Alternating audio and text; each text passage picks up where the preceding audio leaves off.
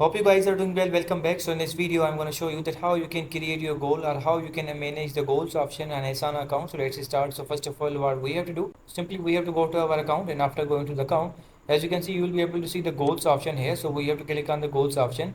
And after clicking on the goals option, as you can see, you will be able to see the add goal option here. So we have to click on the add goal.